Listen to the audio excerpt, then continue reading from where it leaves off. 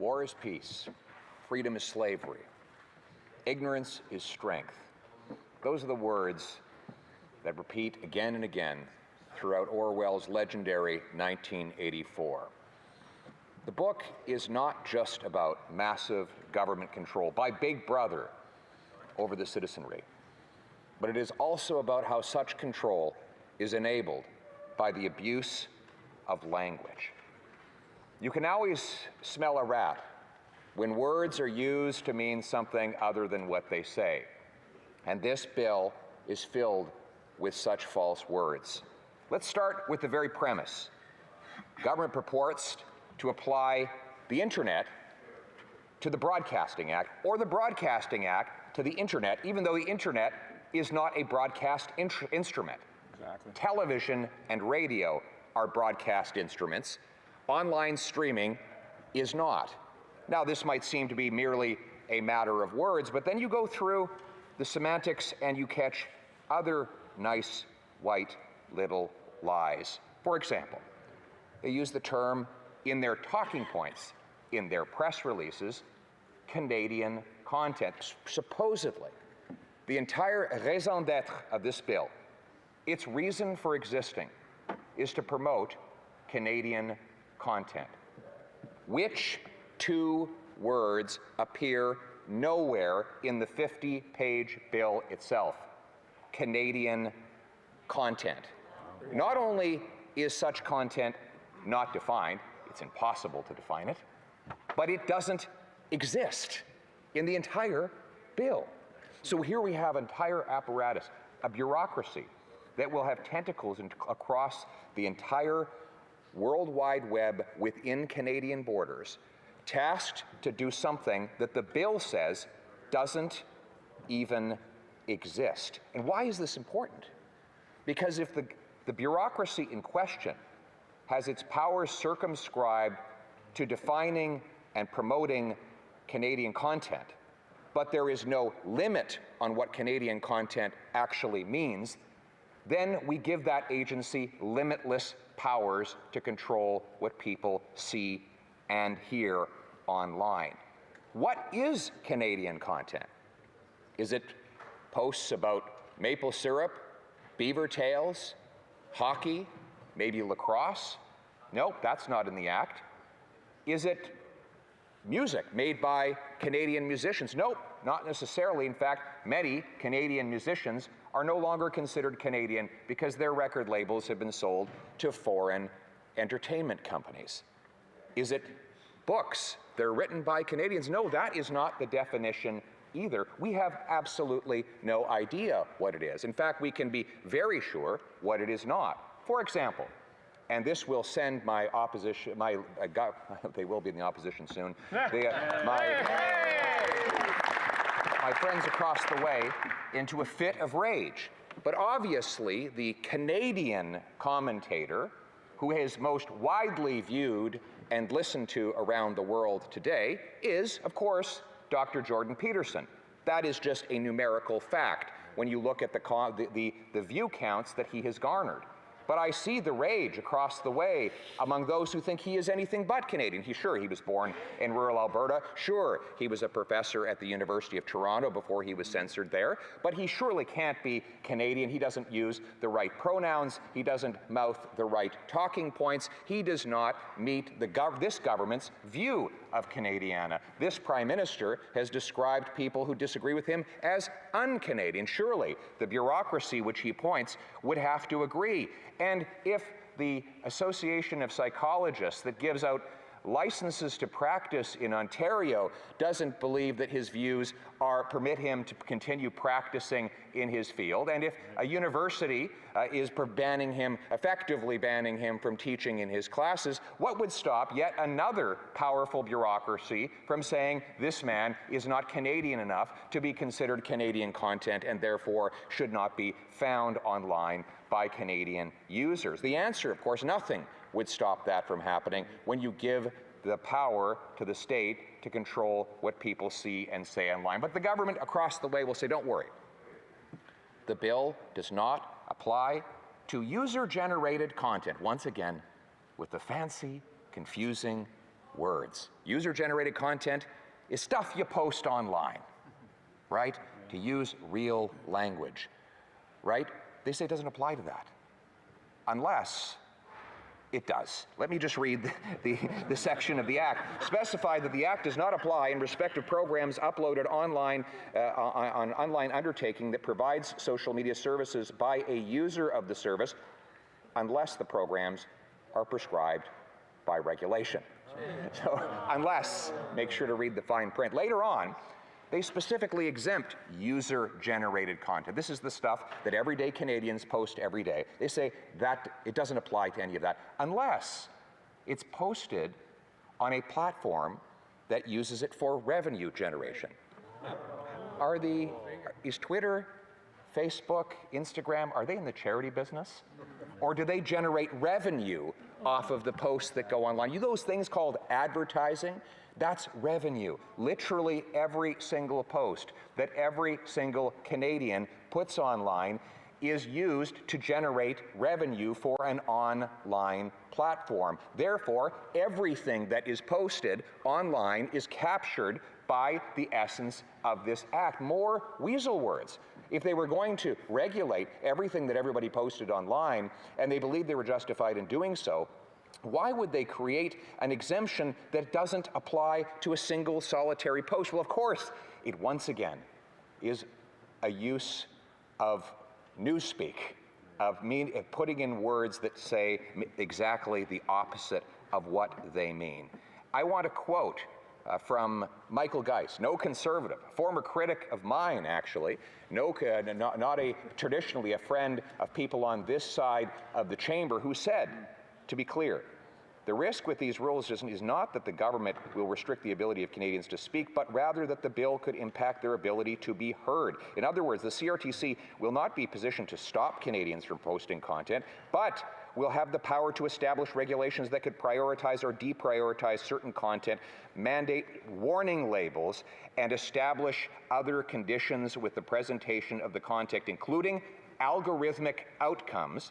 The government has insisted that the bill isn't the goal of the bill, and if so, the solution is obvious. No other country in the world seeks to regulate user content in this way, and it should be removed from the bill because it does not belong in the Broadcasting Act, end quote. If they did not intend to deprioritize, to silence, to push down the voices of some, why would they even include these provisions in the bill in the first place? So the answer is they want to regulate what can be heard and seen. They want to create the false perception that people can speak merely because they can post the things online, but frankly, there's no reason posting something if no one is allowed to see it.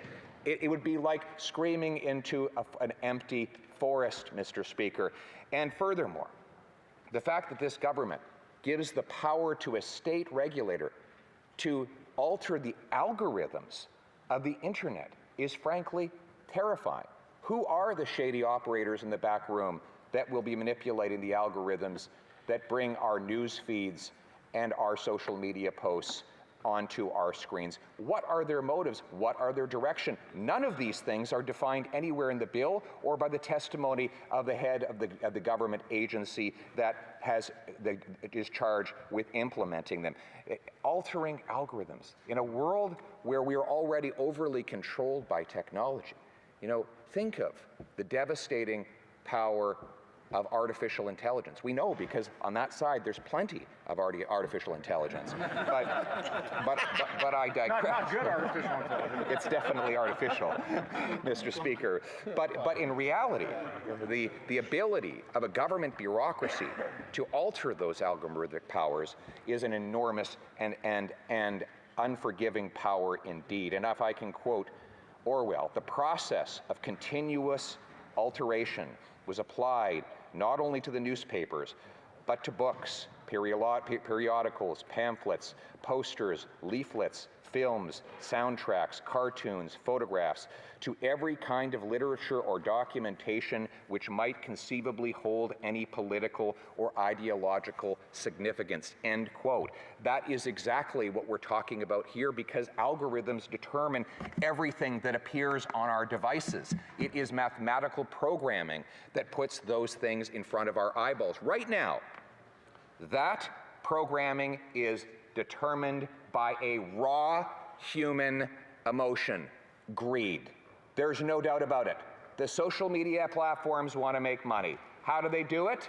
They give people stuff they want to see. You might take issue with the fact that they want to make money off that, but that's just the reality. The outcome is that we see what we want. Now, what's motivating this bill, the economic motivation, is also greed. It's the greed of the broadcasting corporations who want to dominate eyeballs, but instead of dominating them by producing things people want to see, they'll dominate them by having more power over the regulator that determines what people get. And that too is motivated by greed. Now, both of these profit motives are going to exist. One in the free world, where people choose for themselves, and another in the coercive world, where bureaucrats choose for them. But do not ascribe any angelic motives to this bill. This bill is nothing more than a dirty alliance between big government and big corporations. Big government that wants to control the citizenry, and big broadcasting and entertainment corporations that want to control the advertising revenue. And that is precisely why Bell and Rogers and all the other broadcasting corporations have come pleading for this bill to be put forward and advanced on their behalf, not on behalf of everyday people. So here's the decision.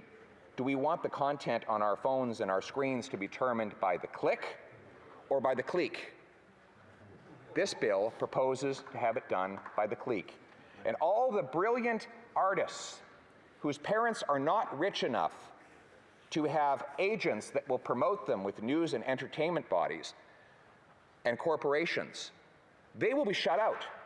It'll be the rich kids whose parents dream of them being famous, who will be able to go to these entertainment companies, who have had the ability over the years to get record labels set up. Those rich kids always had a head start, but it will be the poor kids who learn how to play the piano in their basement and would otherwise have posted it online and gone viral.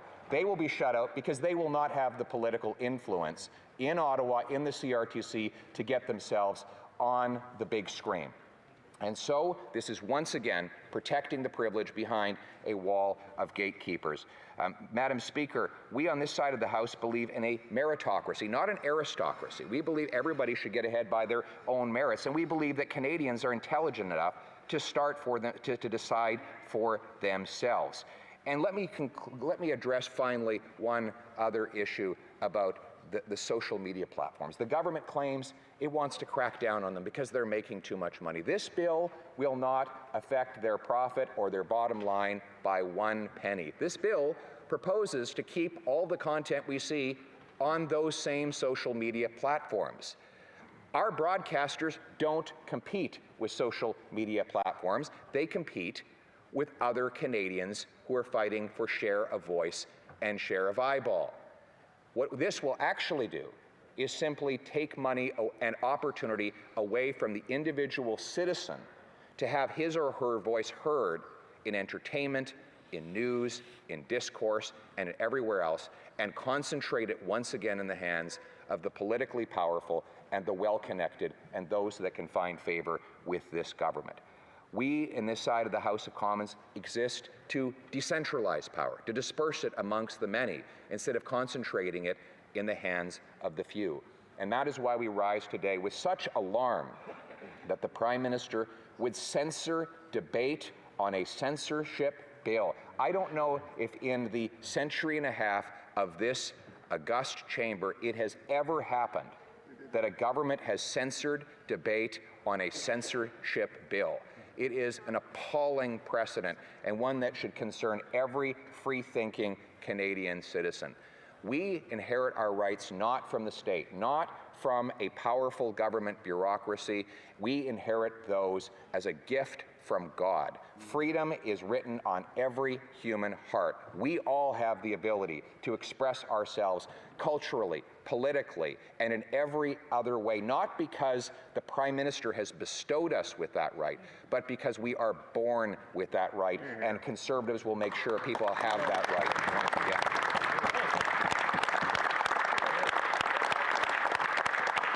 This is a bill that is designed to take away that right and to concentrate it in the hands of the few. And do not take my word for it. Listen to Margaret Atwood. Again, no friend of conservatism. And she said, all you have to do is read some of the biographies of the writers writing in the Soviet Union and the degrees of censorship they had to go through. Government bureaucrats. So it is creeping totalitarianism if governments are telling creators what to create, end quote. Those are her words, creeping totalitarianism. If anyone else in Canada had used those terms, they would have been called alarmist. But someone who is part of the literary establishment in this country, possibly among the most well-known, someone with whom I agree on almost nothing, because our views are not at all aligned, but she understands one thing, and that is that the power of words can only exist in concert with the freedom to express those words. I'm sure that she would vigorously debate most of the things that I say on the floor of the House of Commons, but that's only possible if you have freedom to debate. Disagreement is the lifeblood of democracy. It is the worst system of government, except for all the others, in the words of the great Winston Churchill. It is messy. It is frustrating.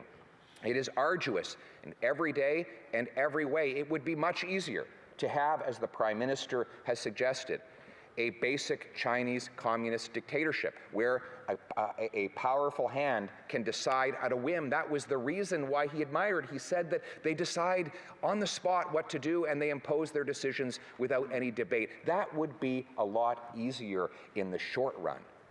You know, oftentimes we're told there's too much partisanship and disagreement in Canada. There are places in the world with no partisanship and no disagreement. And Madam Speaker, they are terrible places to live. I would rather live in a place where we're allowed to disagree, where we're allowed to speak out. That is who we are as Canadians. And the question is, who decides? Do we allow a small group of privileged insiders close to the Prime Minister decide what we think, say, and believe, or do we believe that every single Canadian is endowed by God with the ability to decide for themselves? Madam Speaker, I believe every Canadian has that ability, and that is why we will stand up every day, in every way, for the Section 2B rights of freedom of expression. That is who we are. That is what we believe. It is the common sense of the common people united for our home. Your home, my home, our home, Canada. Let's bring it.